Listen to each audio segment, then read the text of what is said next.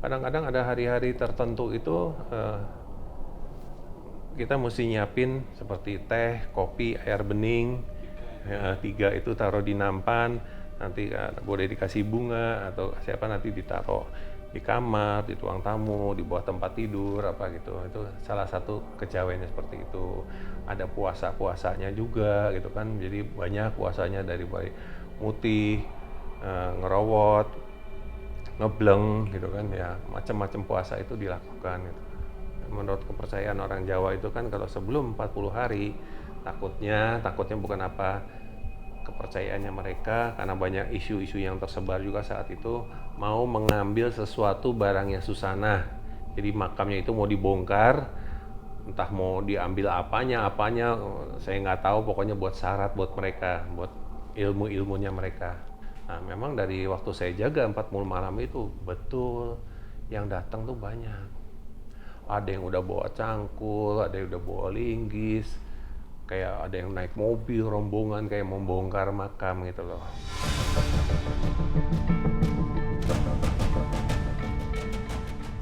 Assalamualaikum warahmatullahi wabarakatuh. Salam rahayu, rahayu, rahayu bagi kita semuanya. Kembali lagi di sesi obrolan santai. Dan kali ini sangat-sangat menarik dan spesial. Dan ini berkaitan dengan perfilman horor. Dan saya sekarang sudah ada di kediaman beliau. Yang mungkin untuk teman-teman dari generasi 70, 80, 90-an ini pasti akrab. Bahkan sampai sekarang masih diputar filmnya. Nah ini tepat ya, sekarang ada di kediaman dari Om Prit Sanggrah. Dan tentunya nanti kita akan membahas tentang kisah-kisah ya, itu tentang almarhumah Bunda Susana. Selamat malam Om. Selamat malam. Sehat kabarnya? Baik, puji Tuhan ya. Terima kasih sudah penelusuran, sudah jalan-jalan. Ya. Dan ini mungkin saya ingin tahu banyak cerita tentang Om Cliff itu bagaimana dulu bisa menjadi seorang aktor, dan kebanyakan laga dan horor ya Om ya. Iya. Ya, laga, horor, legenda seperti itu. Salah satunya Sangkuriang dulu. Sangkuriang film pertama saya tahun 1982. 82. Ya. Dan bagaimana waktu awal bertemu dengan almarhumah? Ya itu juga suatu kebetulan. Saya itu tidak pernah punya cita-cita atau kepingin jadi artis, ya kan. Cita-cita saya tuh sebetulnya jadi pilot TNI AU. Oh, ini pesawat tempur. Iya, dulu cita-cita saya itu. Jadi lulus SMA tuh mau daftar di TNI AU. AU ya Om ya. Ya, tapi baru masuk kelas 2 SMA itu tiba-tiba pulang ke rumah tuh saya diikutin orang naik sepeda motor. Katanya kemarin ada sutradara dari Jakarta lihat saya, tapi nggak bisa ngejar karena dia naik mobil, saya naik motor, ngebut gitu kan. Akhirnya sutradaranya itu menceritakan ke orang yang ada di Bandung itu ciri-cirinya orangnya seperti ini, seperti ini, seperti ini. Ya memang di Bandung itu kan dulu boleh dibilang orang Indo tuh mesti bisa dihitung lah, mesti pakai jari. Akhirnya katakanlah si sutradaranya ketemu di tempat di situ gitu kan. Besoknya saya tuh dicegat gitu ya, dicegat di situ pakai sepeda motor sama orang suruhannya itu. Begitu saya pulang sekolah dikejar naik motor sampai ke rumah, diikutin sampai ke rumah. Begitu sampai rumah ada orang ngikutin saya, bilang, "Mas, mohon ke alamat ini ditunggu sama sutradara dari Jakarta." "Untuk apa?" "Saya nggak tahu, saya disuruh, katanya mau diajak main film." "Oh, salah alamat." Saya bilang itu, "Saya bukan orang film, saya bukan artis." "Enggak Mas, yang ditunjuk Mas." Bukan saya." "Apa mungkin kakak saya?" Saya bilang itu. "Enggak Mas, yang ditunjuk tuh Mas. Kemarin Mas pulang sekolah kan lewat situ." "Iya." Daripada penasaran ya udahlah saya ikutin gitu kan. Ternyata di sana memang betul udah ditunggu sama sutradara. Ngomong-ngomong nanya soal tinggi badan saya berapa gitu kan, di foto, oh tinggi sekali katanya kan, tas berapa, mau nggak main film. Saya bilang saya nggak bisa main film, saya nggak bisa acting. Nggak apa-apa, yang penting situ mau, nanti acting saya ajarin, dia bilang gitu. "Tapi kalau salah-salah gimana?" Dia bilang, "nggak apa-apa, mau nggak main film?" nanti kamu main 1 film 2 film kan udah begini, katanya. Nah, saya anak SMA naik motor, bayangin 2 film udah begini bawa mobil ini kan, siapa yang nggak kepengen zaman dulu anak muda bawa mobil gitu kan. Ya udah mau gitu, ya udah nanti 2 minggu saya kabarin. Nggak sampai 2 minggu, besoknya saya langsung ditelepon suruh berangkat ke Jakarta, ketemu sama produsernya di sana, dites segala macam ya, dari mulai kesabaran, saya punya IQ, cara menghafal dialog, baca skenario, kebetulan juga bela diri, saya bela dirinya juga dicek gitu, betul bisa bela diri karena film ini katanya mau dibikin memang banyak bela dirinya. Singkat cerita saya lolos dari sekian ratus pelamar gitu ya, yang ingin jadi peran utama di film itu. Saya kepilih, produsernya bilang 90%, saya lulus tinggal 10%. 10%-nya adalah orang ini yang sangat menentukan kamu main film apa enggak. Siapa? Susana. Kenal nggak Susana? Ya saya tahu, saya pernah lihat filmnya Sundel Bolong itu. Ya, besok kamu kesini lagi, ketemu sama Susana. Kalau Susana bilang iya kamu main film, kalau Susana bilang enggak cocok ya kamu pulang ke Bandung, tidak main film, tidak jadi artis gitu. Besoknya ketemu Susana. Susana datang, ini ya kapan datang gini. Bentar ya, saya masuk ke ruang produsernya. Dari ruang produser keluar lagi, udah ya tak pulang dulu, tak tinggal dulu. Saya sempat bingung juga ini maunya apa gitu kan. Ketemu cuma sebentar, pulang dadah sebentar. Nggak lama saya dipanggil sama produsernya itu, oke dikasih selamat. Apa? Selamat, dia bilang itu. Susana mau main film sama kamu, jadi kamu peran utama. Oh ya terima kasih, film Sangkuriang, dia bilang itu. Film action udah siap, saya bilang itu. Itu awal mulanya saya ketemu pertama kali Susana di situ.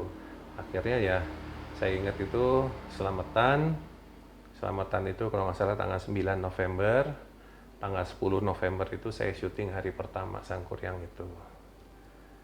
Itulah awal ketemunya saya dengan Susana, awal mulanya saya main film itu semua serba kebetulan. Iya. Kalau dalam main film nih Om, kan ada beberapa yang itu film horor. Ya. Salah satunya itu kalau nggak salah yang ini bukan ya, Ajian Ratu Kidul itu ya Om ya? Ajian Ratu Laut Kidul. Ratu Kidul itu Ya. yang Bulurah itu loh Om. Iya betul. Itu, Ya. karena kan saya ngikutin juga dari dulu. Itu tahun 91. Yang satu bener tadi saling ngomongin itu. Ya. Terus ada beberapa yang lain juga ya Om ya, film. Ya banyak, saya sama Bunda tuh ada beberapa film ya seperti Sangkuriang, Perkawinan Nyi Blorong, Dia Sang Penakluk, Ajian Ratu Laut Kidul, Perjanjian di Malam Keramat, Hantu Ambulan, ya itulah. Hantu Ambulan itu yang terakhir ya Om? Ya yang sebelum Bunda meninggal ya itu film terakhir tahun 2008 itu. 2008 ya. Kalau dulu waktu filmnya itu 2007. Tapi tayang 2008 ya. Ya 2008 terus beliau meninggal 2008 ya. Itu. Oh iya. Kalau dulu sebelum main film itu baik Om Pif ya sama Bunda Susana itu ya, itu ada ritual-ritual khusus nggak Om? Kalau untuk film-film dulu itu? Memang saya pertama kali saya kenal Susana memang sudah diajarin ya, dari mulai hal-hal yang kecil, ritual-ritual kecil. Saya sama Bunda itu kan 25 tahun bersama ya kan, boleh dibilang 24 jam satu hari itu nggak pernah pisah. Jadi istilahnya lah, jadi bareng terus. Jadi kalau Bunda kadang-kadang, Pak mau ke Parangtritis siapin ya nanti gini ya, saya harus menyiapkan ini nanti berangkat ke Parangtritis. Ya berangkatnya malam-malam, tengah malam nggak ada orang. Dari sini Om? Iya, dari Magelang, kadang dari Jakarta. Dari Jakarta langsung ke sana, atau dari Jakarta ke Magelang dulu ke sini, baru ke Parangtritis atau ke Parangkusumo, dan selalu malam hari tidak ada orang, satu orang pun tidak ada orang itu. Nanti kalau mau ke makam itu kan, ke makam juga gitu, tengah malam itu kan jam 12, jam 1 pagi gitu kan, jadi betul-betul tidak ada orang, sepi sekali gitu kan. Jadi cuman kita berdua aja gitu, jadi biar khusyuk itu meditasinya. Nanti pergi ke semuanya ke goa di sini. Kalau mungkin pernah kan Pak Ompo tahu Wonosobo ya, Iya, iya. ada Gua Semar. Nggih, di Nah, Telaga itu Warna. di Gua Semar Iya, itu iya. itu meditasi di Gua Semar. Terus ada air terjun juga di Jumprit, gitu kan, apa mata air Jumprit. Banyak lah seperti hal-hal yang kesana tuh meditasi, berdoa. Tujuannya adalah untuk apa ya, supaya peran yang diperankan oleh Susana itu, Susana bilang kalau dia memerankan Nyi Roro Kidul, penonton lihat itu Nyi Roro Kidul bukan Susana. Kalau dia memerankan Sundel Bolong, penonton lihat itu Sundel Bolong, itu bukan Susana. Jadi betul-betul semacam ada mungkin ikatan ya, ikatan dengan Ratu Pantai Selatan dengan apa. Jadi betul-betul menjiwai tokoh itu dan orang yang menonton itu betul-betul menganggap bahwa itu bukan Susana, seperti itu. Iya, secara auranya itu ya. Ya, Om, ya. betul. Iya, kalau pengalaman selama ini Om waktu meranin itu atau waktu syuting ya, itu Ya. yang paling serem yang mana Om? Yang mungkin ada kejadian-kejadian ganjil waktu itu. Banyak banget ya, hampir setiap film itu mesti ada Ada penampakan ya, kejadian-kejadian. mesti ada penampakan yang saya ingat gitu kan. Seandainya waktu lagi dulu film Malam Satu Suro ya, Iya. Malam Satu Suro Sundel itu Bolong di kenapa? yang Sundel Bolong nih. Iya, Malam Satu Suro itu Sundel Bolong, syutingnya itu di daerah Pejaten. Pejaten jangan Pejaten sekarang ya. Pejaten di Jakarta itu zaman dulu tuh masih hutan, ya kan. Belum ada jalan tol apa segala macam, masih hutan. Itu syuting Sundel Bolong itu diganggu sama Sundel Bolong. Yang beneran. Ya, itu Sundel Bolongnya itu dia pertama itu lagi make up ya, ada figuran lagi make up, lagi pakai lipstick itu, nanti lipsticknya didorong, seret, kecoret di sini gitu kan. Siapa sih? Gak ada siapa-siapa. Nanti ada orang yang lagi make up, toto tukang make upnya ditampar. Plak, kaget ya, nggak ada orang gitu. Begitu nanti mau action, kamera action, sutradaranya bilang gitu kan, ada yang ketawa. Ya, kalau orang kan kalau dengar Sundel Bolong atau kuntilanak kalau ketawa kan hihihi gitu kan, lain, ketawanya bukan seperti itu. Lain, saya susah ngikutin kuntilanak tuh, ketawanya malah nggak seperti itu. Nah itu begitu kamera action, kuntilanaknya ketawa. Kuntilanaknya ketawa, akhirnya sempat kita ya, atau saya, mungkin Ibu Susana, ada beberapa orang yang bisa lihat kuntilanaknya itu ada di pohon jambu. Pohon jambu, dia lagi duduk. Mungkin yang kita tahu selama ini kuntilanak hanya warnanya putih ya. Kalau saya tuh sudah pernah lihat kuntilanak yang warnanya putih, warna merah, warna hijau. Kuntilanak itu ya? juga ya, hijau, warnanya hijau. Iya, iya.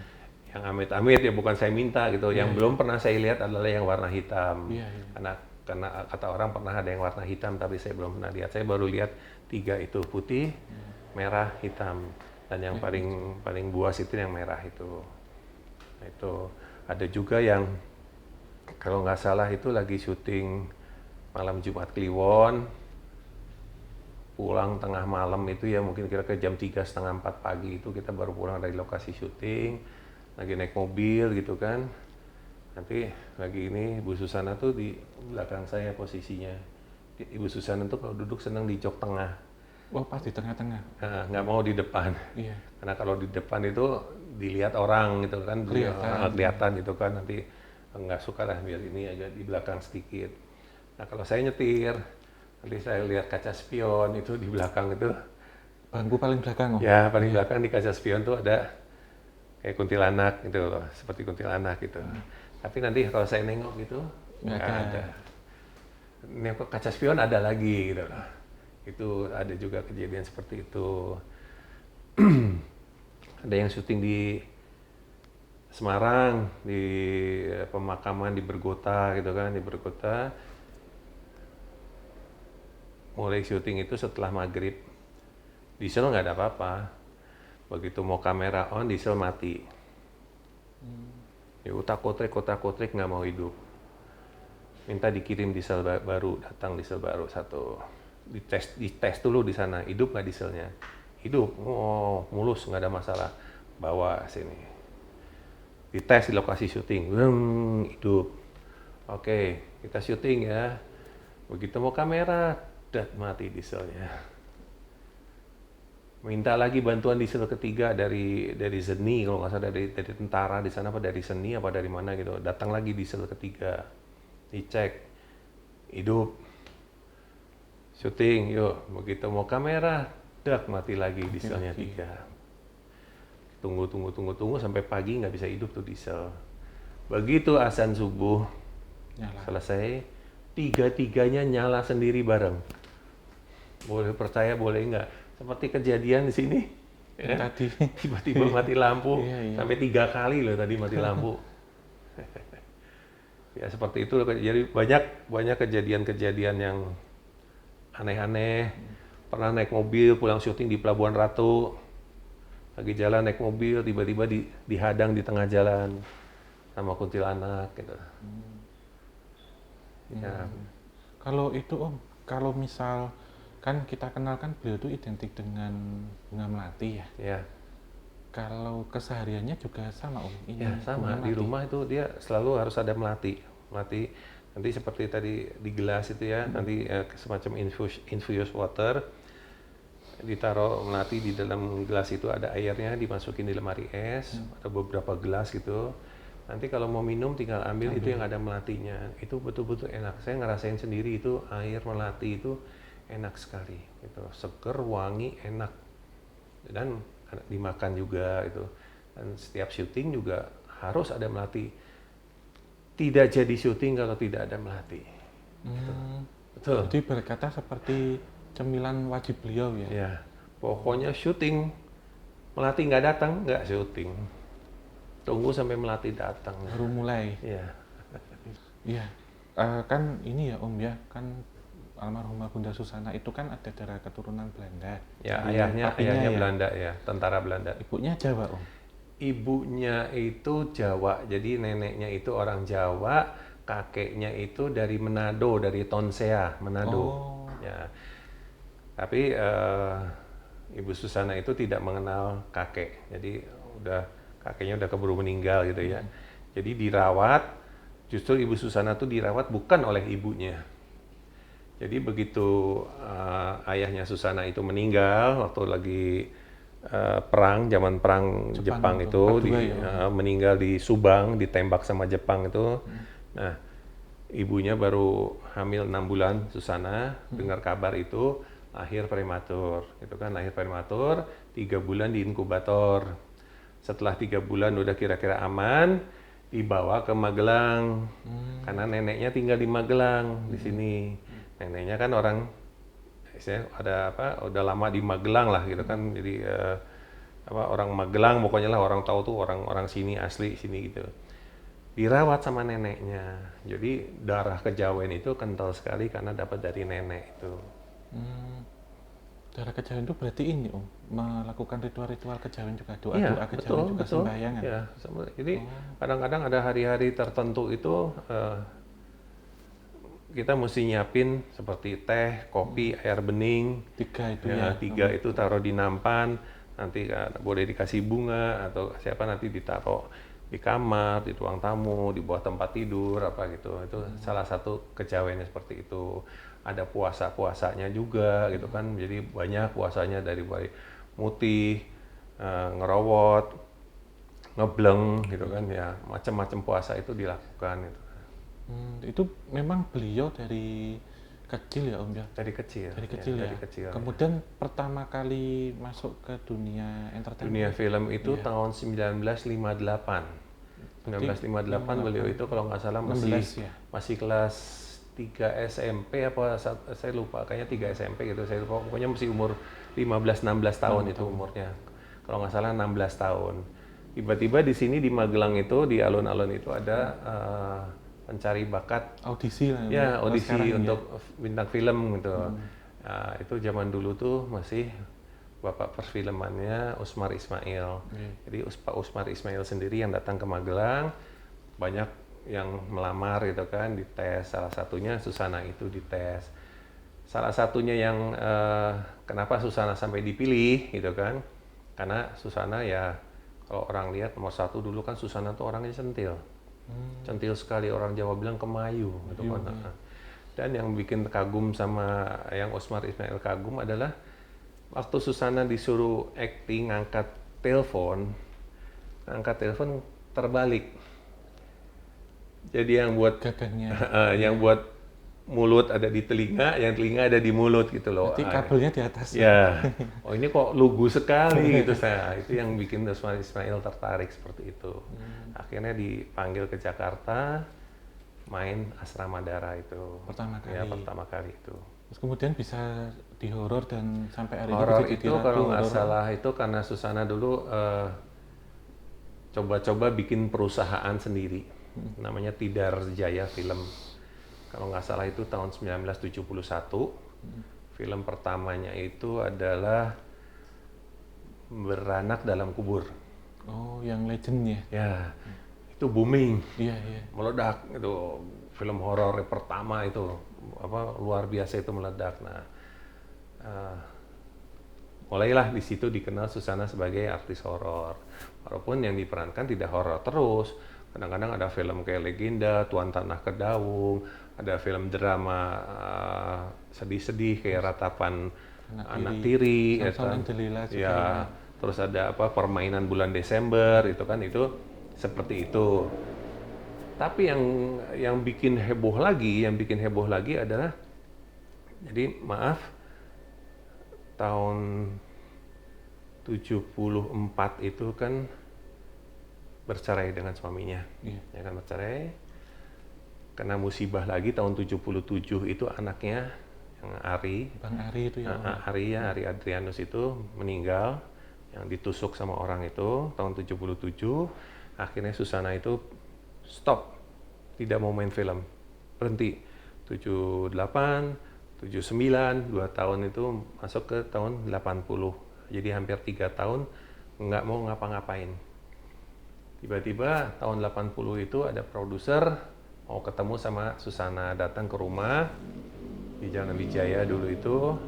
Dia ketemu, dia ngajak Susana untuk main film. Susana bilang dia udah nggak kepengen main film. Dulu Susana tuh terlilit hutang. Terlilit hutang karena suaminya dulu mengagunkan rumah yang di Wijaya itu ke Bank Pasifik. Zaman dulu Bank Pasifik sekitar 90 juta. Zaman itu ya? Iya, zaman itu 90 juta. Mau disita sama bank. Akhirnya datang produser itu. Tapi produser itu juga nggak tahu soal rumah itu, nggak tahu.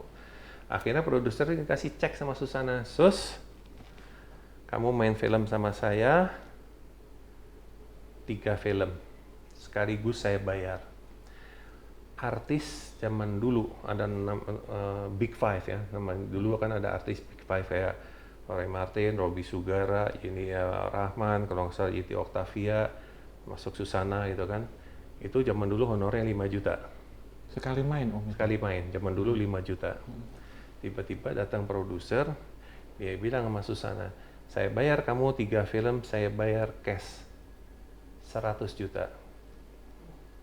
Zaman itu 20 kali ya? Dari 5 juta dibayar 100 juta, kaget Susana. 100 juta 3 film. Mestinya 3 film kan 15 juta. Ya. Ini 100 juta. Mikir utang. Diambil. 90 juta. Oke, deal. Itu film pertama adalah Ratu Ilmu Hitam. Ratu Ilmu Hitam. Ya. 1980. 1981 Sundel Bolong. Masih 1981 juga Nyi Blorong. 1982 Sangguriang. Ketemu sama Om. Sama saya itu. 1983 Perkawinan Nyi Blorong. Itu. Perkawinan Nyi Blorong itu juga Om. Nah, juga jadi ya? mulai dikenal horor Susana itu mulai dari film Sundel Bolong itu tahun 1981. Itu orang tahu, oh ini kan orang lihat Sundel Bolong bukan Susana kayak Sundel Bolong itu, makanya baru di situ dibilang The Queen of Horror, mulai di situ disebutnya. Ya, adegan sate. Ya, itu yang ikonik banget itu. Ya, yang makan sate itu dibilang wah horornya. Udah Film horornya Susana ya horor ya Susana gitu kan. Ya, akhirnya diikuti dengan film-film yang lain yang horor-horor seperti Malam Satu Suro, Perjanjian di Malam Keramat, dan lain-lain gitu. Horor semua akhirnya ke sana karena memang si produsernya lihat pada saat itu yang laku film horor. Sampai Susana pernah juga dapat Piala Antemas. Piala Antemas adalah dengan jumlah penonton terbanyak. Zaman saat itu, kalau nggak salah itu 3.300.000 penonton. Zaman dulu loh. Padahal biasanya umumnya penonton tuh zaman dulu 1 juta. Itu udah paling banyak ya Om? Ya, itu udah paling banyak. Mungkin 1 juta sekarang penonton. dikonversi 30 juta ya?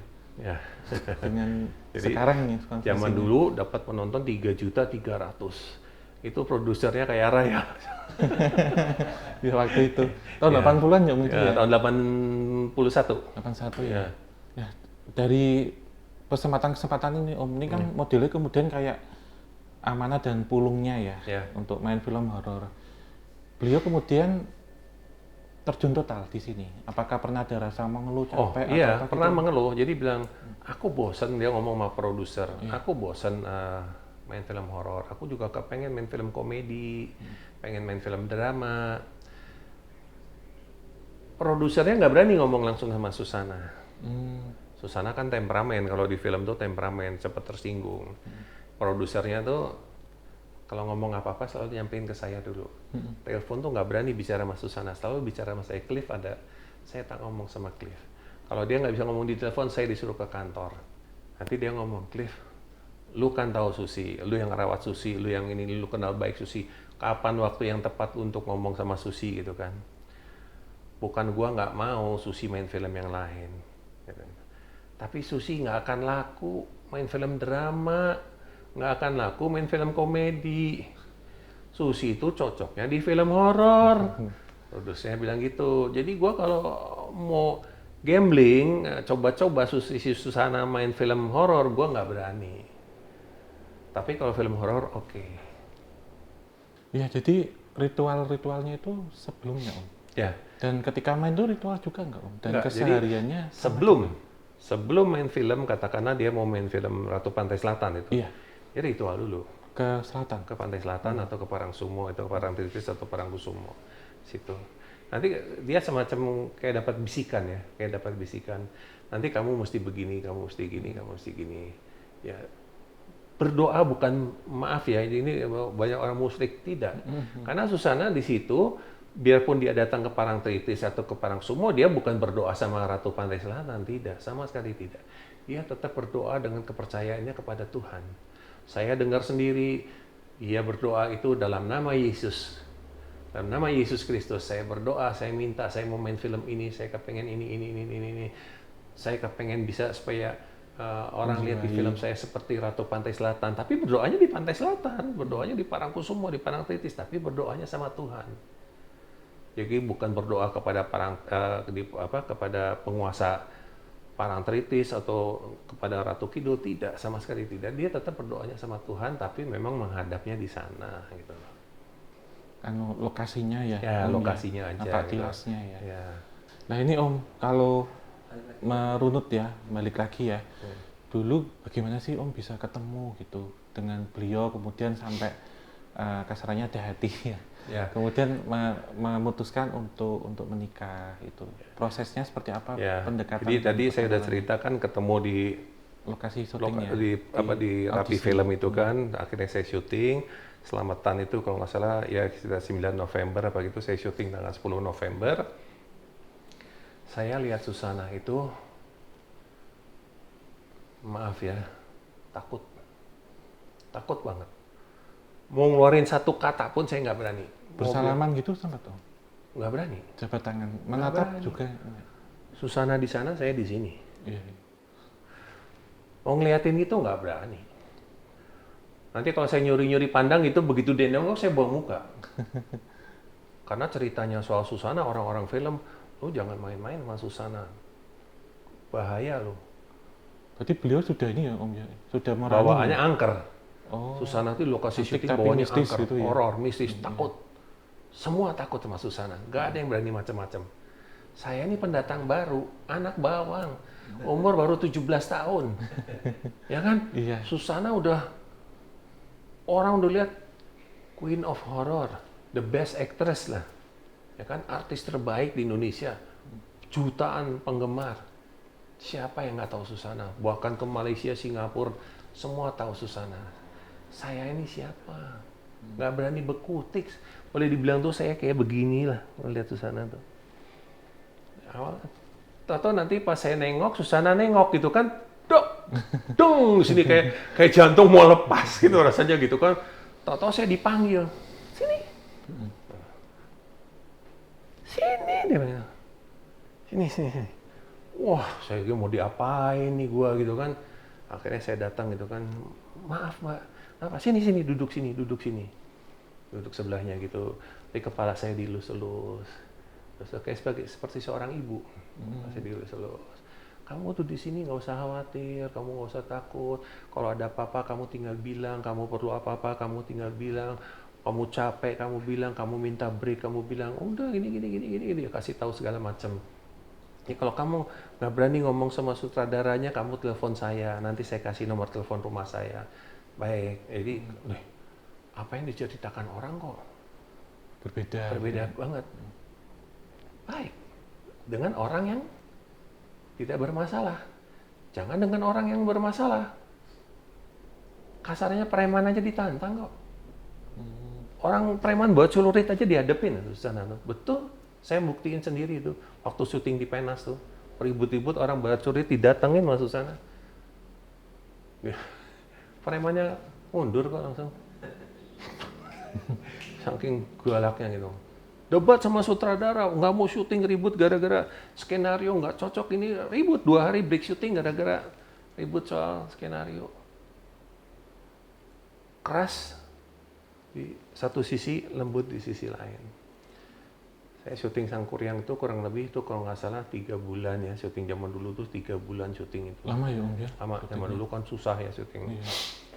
Ini memang disengaja sama sutradaranya, ada adegan love scene ya, adegan percintaan, adegan ciuman, dibikin di syuting hari terakhir. Hari terakhir, istilahnya last day, last shot, last scene. Di hari terakhir, shot terakhir, scene terakhir. Itu dibikin hari karena adegan ciuman itu. Sengaja dibikin sama sutradaranya biar kita ada kayak semacam apa ya chemistry, jadi nanti pas adegan itu kita nggak kaku gitu kan, Terkenal gitu. ya udah jadi dekat lah gitu. Sutradaranya bilang, Cliff, Susana bilang adegan ciumannya nanti pakai stand in aja. Nggak mau gua, enak aja gua juga minta stand in. Udah nanggung juga, saya udah syuting hari terakhir, masa mau dibatalin gitu kan, udah tinggal 3 bulan syuting, tinggal hari terakhir, nggak mau. Jadi lu mau apa? Ya ciuman sama Susana lah, gue bilang itu. Masa Susana stand in, gue nggak minta stand in juga. Kalau Susana minta ini, gue juga minta stand in. Gimana Sus? Ya nggak apa-apa, Susana bilang. Ya udah, lasin itu adegan ciuman. Wah itu, jangan tanya, itu keringet dingin saya. Adegan ciuman, baru setelah ciuman itu ada chemistry. Jadi Susana nanya sama saya, gimana kamu? Ya saya takut tuh ditanya gimana. Ya gimana ya Mbak? Kayak ada yang lain, saya bilang gitu. Sama, Bu Susana bilang jawabannya sama. Pastinya sama gimana? Ya pokoknya ada yang lain, dia bilang sama, dia bilang gitu. Udah, selesai itu kan, selesai. Tinggal zaman dulu kan masih pakai dubbing. Itu kan hari terakhir syuting. 3 hari pulang ke rumah nggak bisa tidur saya, 3 hari. Bayang-bayang Om. Wah, kok bayang-bayang terus nggak bisa tidur. Wah, penggebu-gebu nggak tahu. Kemudian saya punya nomor teleponnya toh, nekat lah gua telepon nih. Telepon, bunyikan tuh. Pas yang ngangkat Susana. Halo, Mbak Susi. Siapa? Cliff. Apa kabar? Gini. Ya Mbak, saya minta maaf ya Mbak. Kenapa? Saya minta maaf, sekali lagi minta maaf. Saya minta maaf, jangan marah sama saya. Saya cuma mau menceritakan apa yang saya rasakan. Saya habis adegan ciuman itu Mbak, 3 hari saya nggak bisa tidur Mbak, mikirin terus. Sama tuh. Jawabannya sama tuh. Wah, ini antara lemes dengan jawaban itu kan. Masa seorang Susana, saya anak ingusan lah. Susana bilang sama. Tapi saya namanya zaman dulu ya, mungkin dablek orang zaman bandel itu. Mbak boleh nggak ketemu? Nekat saya, nekat. Maksudnya apa? Kamu mau ketemu sama Susana? Iya Mbak. Ya udah, kapan kamu mau datang? Kalau nggak salah itu hari Sabtu, saya bilang hari Sabtu, janjian jam 7 malam itu ke rumahnya. Datang ke rumahnya jam 7 malam. Ya duduknya masih hadap-hadapan begini, masih takut-takut ini Mbak, ini cerita. Ya besok ketemu lagi ya di tempat dubbing, kita ketemu lagi di tempat dubbing. Seminggu kemudian kita ke tempat dubbing kan, ngisi suara itu. Saya duduk di sini, tiba-tiba Susana baru datang, tiba-tiba Susana duduk di samping saya. Gini saya nggak bisa bergerak saya. Takut, bawaannya takut gitu kan. Tiba-tiba Susana nengok ke saya, minta cium. Hah? Cium, iya cium. Kebetulan di belakang ada wartawan. Di foto Om? Nggak sempat foto, beritanya. Ditulis? Ditulis, Susana ciuman sama Cliff Sangra di lokasi dubbing. Wah. Satu Indonesia geger gitu loh. Ya itu akhirnya mulailah bibit-bibit cinta itu di situ. Akhirnya sering ketemu sampai akhirnya saya memutuskan untuk menikah itu. Ya di situ. Nah ini sepanjang 25 tahun nih Om Ya. ya, bersama ya, bahkan mendampingi beliau sampai akhir hayat. Ya. Kalau Om Krip sendiri melihat almarhumah ini sosoknya seperti apa Om? Itu Ya. sosok secara ini ya, secara nampak ya, maksudnya Ya, secara fisik dan secara non fisik, metafisik, karena kan belum tetap memiliki satu kawibawaan yang itu berkaitan dengan hal supranatural gitu. Jadi Susana tuh kita kalau ngomong harus hati-hati. Jangan sampai kita kasarnya keserimpet lidah, salah ngomong. Sedikit kita salah ngomong, urusannya panjang. Marahnya bisa 3 hari nggak berhenti. Hanya soal sepele. Betul tuh. Itu marahnya bisa sampai 3 hari. Katakanlah sama contoh yang ya paling mudah lah gitu. Ini ada tisu di sini gitu kan. Dia taruh tisu di situ gitu kan.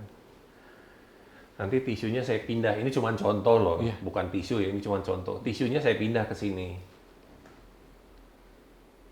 Besok Susana kan ada.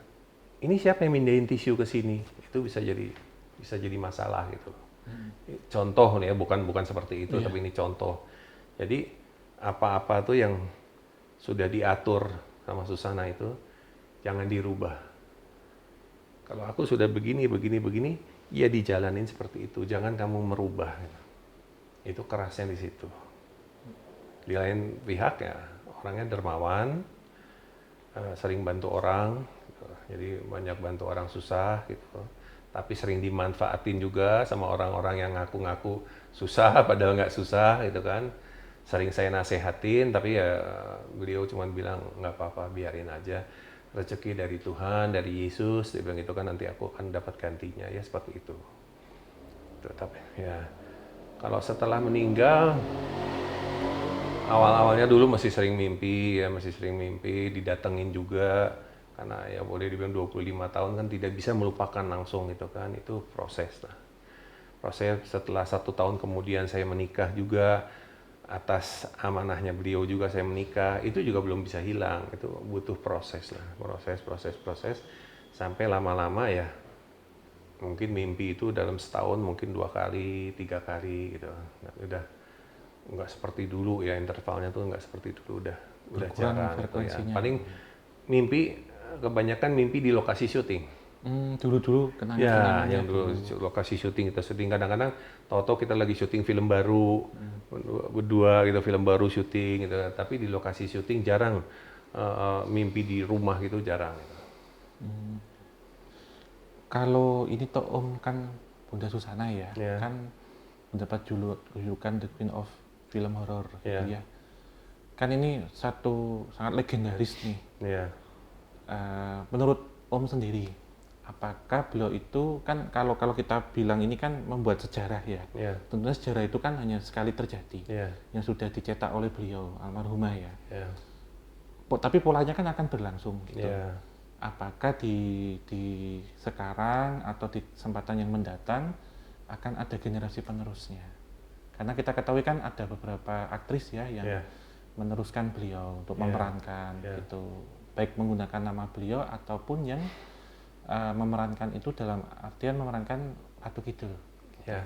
Menurut Om gimana Om? Nah, kalau menurut saya gini, katakanlah seperti kemarin kita kayak remake ya, remake filmnya Susana ya, yang kemarin itu bernapas dalam kubur ya, kemudian kemarin malam Jumat Kliwon itu kan, sebetulnya itu jawaban kita buat film itu adalah jawaban dari penggemar-penggemarnya Susana yang merindukan Susana, ya kan, hadirnya Susana. Ya, mengenai penonton yang melihat itu bukan Susana itu ya macam-macam kan, ininya orang kan tanggapannya kan macam-macam. Nah, ini ada yang bilang mirip, ada yang bilang enggak, ada yang bilang segala macam. Ya silakan. Kita kan hanya ingin menjawab kerinduannya penggemar itu aja. Menghadirkan kembali gitu ya. Nah ini dalam waktu itu Om sendiri ya ketika sudah menemukan artisnya yang pas nih gitu, apakah Bunda sendiri juga sempat hadir atau mengkonfirmasi saya dengan ini nggak apa-apa gitu? Enggak pernah, cuman pernah waktu apa ya, sebelum selamatan itu, sebelum premier itu, saya dimimpiin 3 hari apa gitu sebelum premier itu saya dimimpiin Bunda.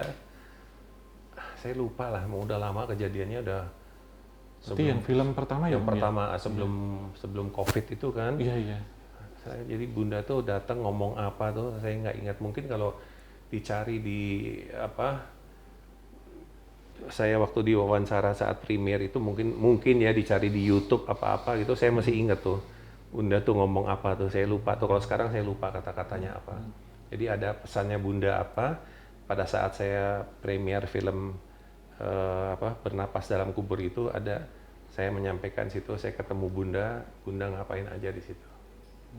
Nah ini sebelum mulai syuting nih Om, waktu itu kesini ya, artisnya Luna Maya waktu itu kesini, beliau waktu itu melihat atau bertemu dengan Bunda Susana nggak Om? Dan ada sesuatu yang dititipkan atau? Jadi waktu kita premier itu sempat itu ada PR-nya dari Soraya Film itu bilang, Mas Cliff kita mau ke rumah ke Magelang, ke sini Om. Ke Napak Tilas, ke rumahnya Susana. Kapan waktunya, tanggal yang tepat? Terus kalau nggak salah mereka bilang sekitar tanggal 2 atau tanggal 3 Oktober, dia bilang gitu kan. Saya bilang jangan, justru paling bagus itu tanggal 13 Oktober atau 15 Oktober. Saya bilang, loh kenapa? 13 Oktober adalah tanggal lahirnya Susana, 15 Oktober meninggalnya Susana. Saya bilang gitu. Oh, bagus sekali itu. Akhirnya mereka diskusi, mereka bilang kita putusin aja 15 Oktober.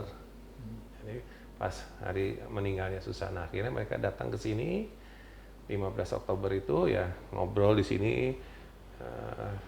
Saya selalu namanya ya duduk di situ, masuk ke kamar. Akhirnya di kamar juga Luna Maya kayak merasakan apa ya, auranya, dia bilang kuat sekali di sini. Saya merasakan auranya luar biasa di sini. Kamu datang di sini siang-siang, sore siang lah, saya bilang. Segitunya kamu merasakan auranya. Coba kamu malam-malam, kamu nggak akan kuat, saya bilang gitu. Belum pernah ada orang yang kuat malam-malam di sini. Saya pernah saudara saya di situ, saya suruh malam-malam, saya tutup pintunya. Nggak sampai 2 menit teriak-teriak keluar minta tolong. Nginep Om?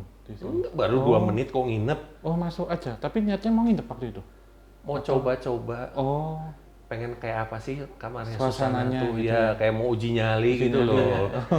Saya kira ada tamu terus. Enggak, kayak mau uji nyali, silahkan. Jerit-jerit keluar minta tolong. 2 orang yang udah, yang satu jerit-jerit, yang apa ada penampakan. Yang satu lagi dipegang pundaknya juga. Saya bilang namanya, coba lu malam ke sini. Kondisi gelap semua, lu masuk kamar sana gelap. Wah, jangan tanya, pingsan gua nggak tanggung gitu. Memang bukannya saya mengada-ngada, tapi kalau malam, saya aja yang suaminya 25 tahun, malam ke kamarnya sendiri aja masih, bukan apa, takut tiba-tiba di luar ekspektasi saya, tiba-tiba wah, yang serem gitu kan, cuman paling kaget gitu kan. Sempat masuk, berdoa, minta izin sama Tuhan, Yesus say hello gitu, ya udah gini baik-baik aja ngobrol. Ya saya ngobrol seolah-olah Susana masih ada gitu. Ya udah, masuk kamar lagi. Itu saya aja yang 25 tahun bersama masih merasakan hal seperti itu, apalagi orang lain, orang awam. Ya. Pasti nggak kuat. Karena memang auranya luar biasa ya. Ya kita banyak orang begini mungkin biasa, coba sendiri. Sendiri itu lain kok. Ini sebelum penutup ya Om Ya. ya. Semoga nanti kita silaturahminya nggak hanya Siap. malam ini aja, Selalu terbuka kapan ngobrolnya, aja. diskusinya Iya. gitu. Momen-momen istimewa, momen Iya. yang dikenang, yang mungkin tidak bisa lupa. Iya. Dan detik-detik ya sebelum beliau paham itu Iya. atau merasa sudah waktunya Ada yang pulang, manggil ya, ya. ada yang sudah memanggil, itu seperti apa Om? Karena kan tanggal 13 ya, 13, tanggal 15 Ya. gitu. Jadi gini, awal sebelum meninggal itu saya dipanggil ketok kamar itu. Datang, Pak, mana baju-baju yang buat mama besok kalau meninggal? Maksudnya apa? Ya, mana? Sudah disiapin? Sudah, saya bilang itu. Mana? Itu di dalam lemari. Keluarin dari dalam lemari, taruh di meja situ. Meja di kamar lu kan ada meja kecil di kamar. Dekat kursi tadi Om ya. Ya. Maksudnya apa? Sudah toh. Kamu keluarin dulu nanti saya bilangin. Ada toh? Ada. Dari mulai bando, baju putih, terusan, kaos kaki, rosario, lipstick, taruh di meja situ. Maksudnya apa sih, Mah? Masa mau kayak gini? Mama tuh nggak mau ngerepotin Papa. Besok-besok kalau Mama udah nggak ada, itu barang-barang sudah tersedia. Nah, gitu. Terus Mama cuma minta satu, dia bilang gitu ya. Kalau nanti Mama meninggal, tolong dimandiin dengan air teh. Kita dimandiin dengan air teh. Jadi kita ngerebus teh itu, malam-malam kita ngerebus teh waktu meninggal itu. Kita mandiin dulu Bu Susana itu dengan air teh itu. Nah, itu permintaannya. Nah, waktu ngomong itu saya siapin barang-barangnya. Lama, Bunda tuh ngeliat langit-langit. Matanya membesar, melotot gitu, kayak marah gitu. Wah, kayak mau marah, Bunda tuh kayak mau marah gitu. Saya kan pernah belajar ya kayak gitu-gitu. Biasanya ada yang datang seperti itu, boleh dibilang apa ya, malaikat pencabut nyawa lah orang bilang itu kan. Muter sini orang kayak orang panik, kayak orang wah napasnya ngos-ngosan, wah ini mau dijemput ini, saya bilang gitu kan. Akhirnya saya berdoa sama Tuhan, saya minta sama Tuhan, tolonglah kasih kesempatan, jangan hari ini. Saya bilang jangan hari ini, mungkin apa Susananya juga belum siap, saya bilang gitu kan, kasih kesempatan beberapa hari dulu. Saya berdoa sama Tuhan, saya minta itu, akhirnya tiba-tiba Susana mulai kayaknya hilang, pergi itu ya. Yang datang tuh pergi gitu kan. Ya. Saya udah yakin bahwa itu adalah mau pencabut nyawa lah, menurut keyakinan saya gitu. 2 hari kemudian kalau salah, saya lagi duduk di sini dipanggil, itu tadi yang saya cerita. Pak, mana tangannya? Ya.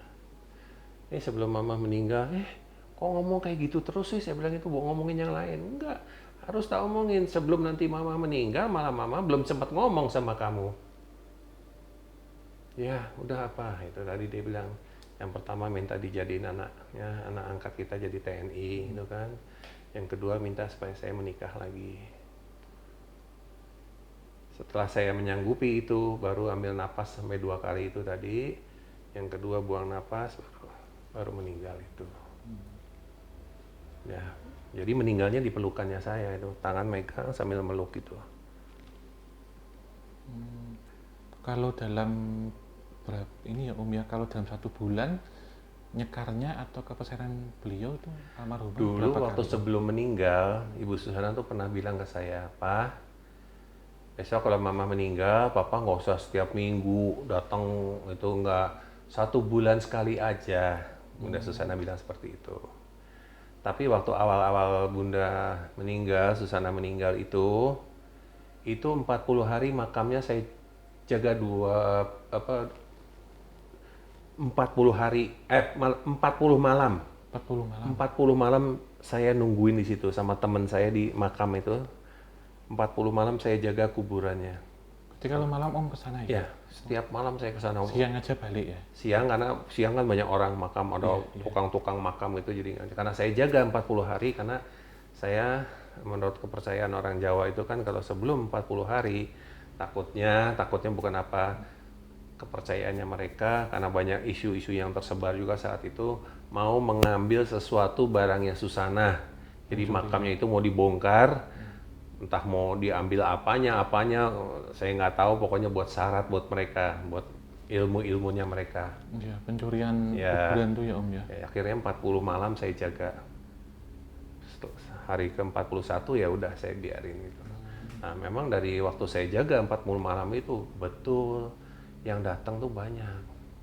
Ada yang udah bawa cangkul, ada yang udah bawa linggis, kayak ada yang naik mobil rombongan kayak membongkar makam gitu loh. Jadi kita kan nggak pakai lampu, kita gelapin. Gelap-gelapan, Gelap sengaja ya gitu. Om ya? Begitu mereka datang lihat kita kabur, lari gitu.